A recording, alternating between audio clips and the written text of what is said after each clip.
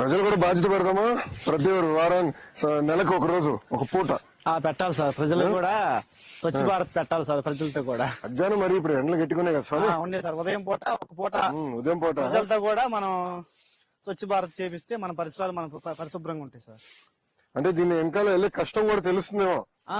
అప్పుడు ఎవరు రోడ్ల పైన వేయరు చెత్త వేయరు సార్. అవును, పారిశుద్ధ కార్మికుడు ఇంత కష్టపడుతున్నారు. పారిశుద్ధ కార్మికులు ఎదుర్కొన్న కష్టాలు ఏంటని తెలుసుకుని రోడ్డు పైన ఎవడేవారు. రోడ్డు మీద ట్రైన్లు ఎవరు వేయరు సార్. అసలు ట్రైన్ లో చెత్తేస్తే తీసాక ఎంత కష్టం అర్థమవుతుంది కదా మనకి. అవును సార్.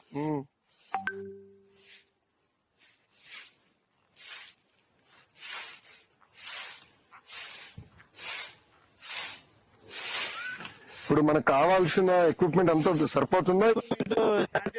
బాగానే ఉందండి.